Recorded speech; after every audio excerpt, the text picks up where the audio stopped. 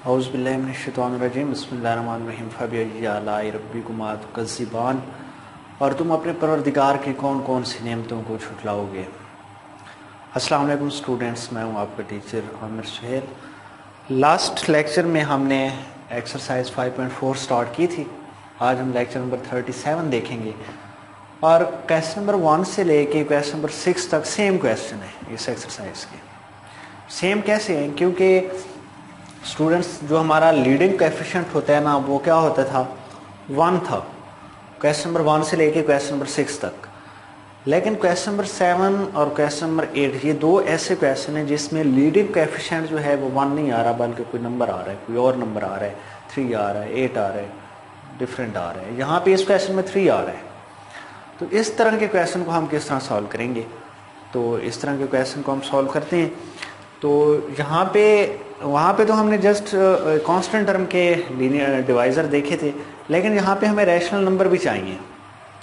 इस लीनियर ये जो लीडिंग कोएफिशिएंट 3 आ रहा है ना, इसकी मदद से अब हम रैशनल नंबर भी बनाएंगे, फिर उनको भी चेक करेंगे किस कौन से फैक्टर पे जो है हमारा आंसर, रिमाइंडर का आंसर 0 आ रहा है, तो वो फैक्टर भी हमारा क्या होगा, फैक्टर बन जाएगा। तो अब यहाँ पे हम सबसे पहले देखेंगे कि possible factor of constant term, जहाँ पे कांस्टेंट टर्म कौन सी आ रही है, 4 आ रही है। तो हम इसके सबसे पहले देखेंगे कि इसके डिवाइज़र कौन कौन से हैं हमारे पास। Solve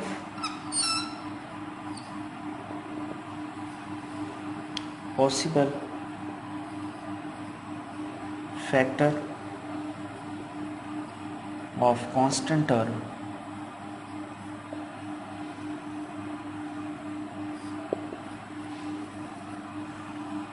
four R. कौन कौन से इसके पॉसिबल फैक्टर हैं? एक तो हमारे पास होगा +-1, +-2 एंड +-4 इटसेल्फ। 4 के पॉसिबल हमारे पास जो फैक्टर आएंगे वो कौन कौन से आएंगे? +-1, +-2 एंड +-4 आएंगे। अब इसको हम शो कर देते हैं कि ये हमारे पास लेट्स सपोज p के इक्वल है। अब यहाँ पे लीडिंग कोएफिशिएंट देखें तो वो क्या आ रहा है हमारे पास, 3 आ रहा है। 4 के हमने पॉसिबल फैक्टर बनाए, ये आ गए।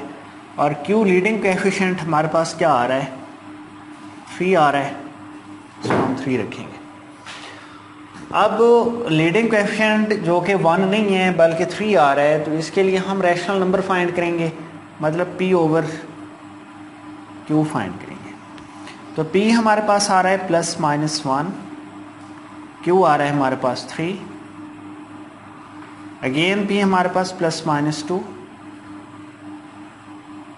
q is 3। बस ये इसके पॉसिबल फैक्टर आ जाएंगे। 4 को नहीं लेंगे क्योंकि 4/3 करेंगे तो आंसर हमारे पास आएगा 1 पॉइंट समथिंग। लेकिन जब हम 1/3 को करेंगे तो इसका आंसर आएगा 0 पॉइंट समथिंग। इसी तरह 2/3 करेंगे तो 0 पॉइंट समथिंग आंसर आएगा। लेकिन जब 4/3 करेंगे तो इसका आंसर 0 पॉइंट समथिंग नहीं आएगा बल्कि 1 पॉइंट समथिंग आएगा। तो इसलिए हम इस 4 को डिवाइड नहीं करेंगे, जस्ट रैशनल नंबर हम देखेंगे 1 के और 2 के देखेंगे। अब टोटल हमारे पास जो पॉसिबल फैक्टर बन गए हैं वो कितने हैं? 2 यहाँ से आएंगे, 2 यहाँ से, 2 यहाँ से, यहाँ से 6 बन गए हमारे पास पॉसिबल फैक्टर, और 2 यहाँ से और 2 यहाँ से, 4 पॉसिबल फैक्टर यहाँ से आ गए, 6 पॉसिबल फैक्टर यहाँ से आ गए, 6 और 4 10। इन 10 पॉसिबल फैक्टर में से ओनली 3 पॉसिबल फैक्टर ऐसे होंगे जहाँ पे हमारा आंसर जो है वो रिमाइंडर का 0 आ रहा होगा। बाकी जो 7 ऐसे फैक्टर होंगे जिसमें हमारे पास रिमाइंडर का आंसर 0 नहीं आएगा। तो अब वो 3 फैक्टर कौन कौन से हैं? आप लोग +1 से स्टार्ट करें और +2/3 से। लेकिन आप लोग ने प्रोसेस स्टॉप कर देना है। जब आप लोगों के पास 3 पॉसिबल फैक्टर के आंसर जो हैं वो रिमाइंडर उनका 0 आ जाए तो आप लोग ने प्रोसेस को स्टॉप कर देना है। तो सबसे पहले हम 1 को ले लेते हैं। अगर हम 1 को लें तो आंसर हमारा 0 नहीं आएगा। आप लोग ने इसको चेक कर लेना है। इसलिए -1 भी जब हम इस इक्वेशन के अंदर पुट करेंगे तो आंसर हमारे पास 0 नहीं आएगा। तो मैं इसको पुट कर देता हूँ, +2 से स्टार्ट कर देता हूँ। तो r is equal to p(x), put x is equal to 2, आप लोग ने 1 भी पुट करना है। आप लोग देखेंगे r का आंसर 0 नहीं आएगा।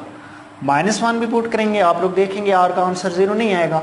जब आप लोग +2 पुट करेंगे तो r का आंसर 0 आ जाएगा। तो मैंने x is equal to direct 2 put कर दिया। अब यहाँ से रिमाइंडर थ्योरम यूज अगर हम करें,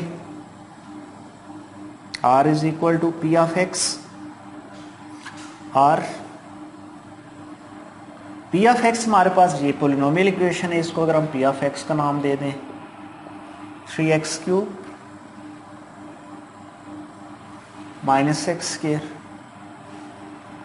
-12x +4। अब स्टूडेंट्स जहाँ जहाँ पे आप लोगों को x नज़र आ रहा है वहाँ पे आप लोगों ने 2 को रिप्लेस करना है। So r is equal to 3x³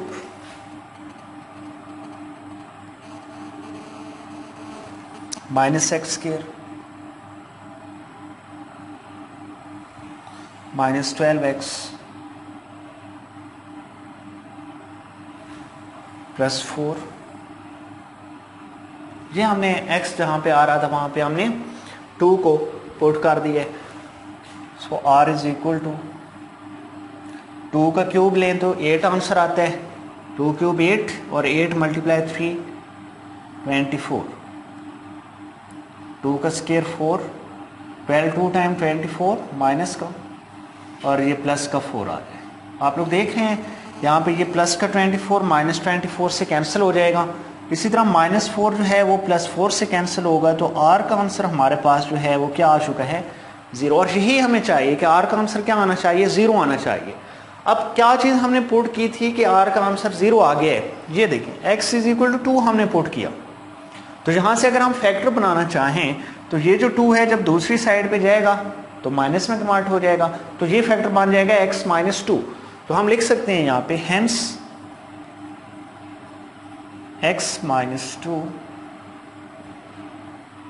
is a factor of p of x, जो पोलिनोमियल इक्वेशन हमने ली हुई है क्वेश्चन के अंदर।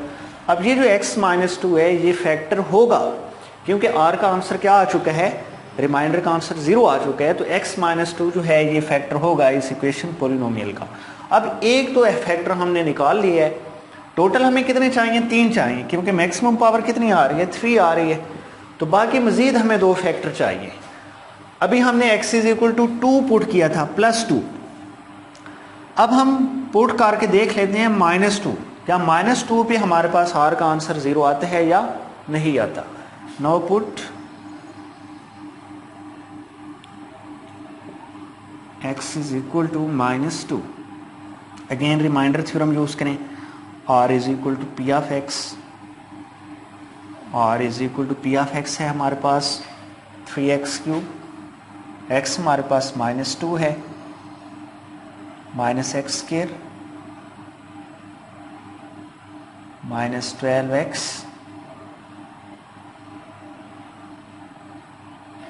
+4।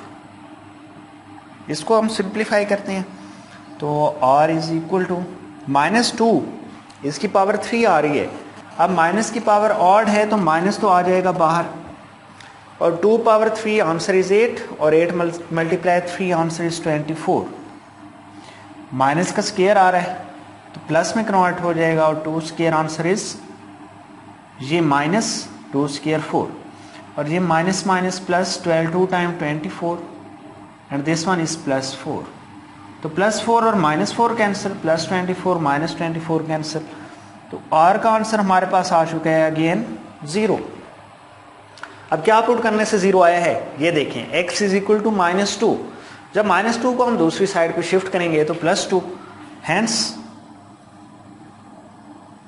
फैक्टर बन जाएगा हमारे पास x +2 is a factor of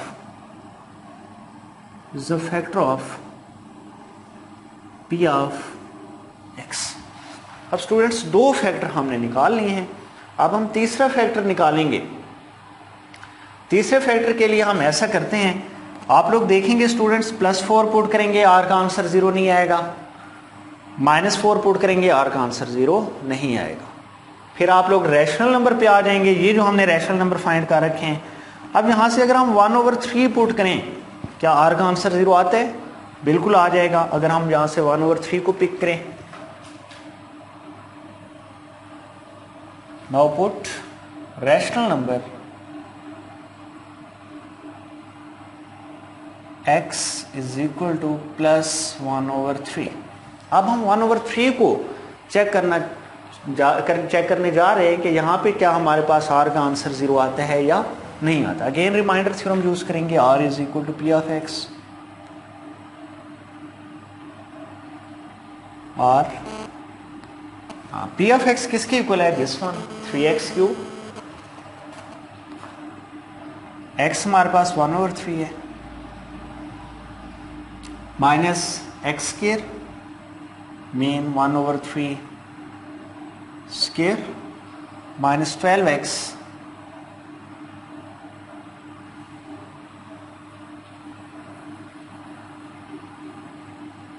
r is equal to 3x³ minus x square minus 12x plus 4। अब यहाँ से देखें 3 1 टाइम और 3 4 टाइम 12, और यहाँ से r इज इक्वल टू 3, 1 का क्यूब 1 ही होता है और 3 का क्यूब 27 होता है।